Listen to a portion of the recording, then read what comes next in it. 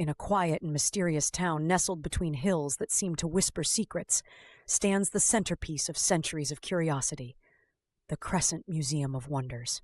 From the outside, it's unassuming, a weathered stone building draped in shadows. But step inside, and the air changes. The wood floors creak underfoot. The faint scent of aged parchment fills your lungs, and rows of ancient artifacts seem to peer back at you with secrets of their own. Beneath its solemn charm hides a truth no one would believe. The museum comes alive each and every night. By day, young Ali roams its halls with his beloved grandfather. Ali is 12 and has always been bright-eyed and spirited, his curiosity about history matched only by his delight in imagining himself part of it. Today, as his grandfather reads an exhibit plaque aloud in the Egyptian wing, Ali's gaze drifts to an imposing statue from antiquity. A falcon-headed warrior carved from onyx, the Egyptian god Horus. Somehow, the way its gaze meets his feels different, almost knowing. When night arrives and the world sleeps, Ali's curiosity wins out. He sneaks from his bedroom, tiptoeing through hushed streets back to the museum. His heart races as he slips through the unlocked door. Inside, dim moonlight bounces off the artifacts and all seems still, until it's not. His breath catches as he hears whispers, low at first, then louder. Paintings ripple as if caught in a breeze. Frames shimmer, and suddenly Mona Lisa steps. Yes, steps out of hers, her expression half amused, half annoyed as she mutters to herself about losing her smile. "Welcome," booms a deep voice behind Ali. Horus, no longer stone but towering and alive, strides toward him with a commanding presence, his onyx feathers glimmering under the moonlight. "Curiosity brought you here," Horus says, his voice as timeless as history itself.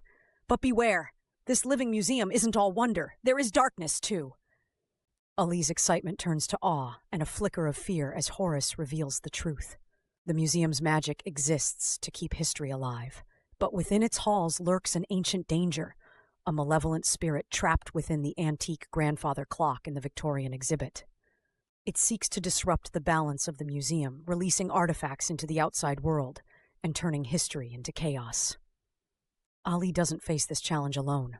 Horus gathers allies, the rowdy Greek statue who tries and fails to train Ali in shield techniques, the bickering Renaissance paintings, and even Mona Lisa herself, demanding Ali's help in restoring her stolen smile before she joins the battle. Together, they embark on a series of wild adventures.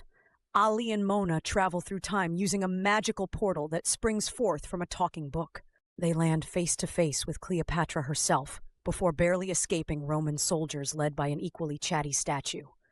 Soon, Ali is joined by Sarah, another adventurous soul who's discovered the museum's secret on her own. Witty, clever, and full of historical expertise, Sarah complements Ali's raw curiosity. The duo becomes unstoppable as they bond with their unusual companions, unraveling clues that lead to their ultimate challenge, the battle against the spirit trapped in the clock. The showdown is a whirlwind of chaos and courage. The ticking of the ancient clock echoes louder, the air crackling with tension.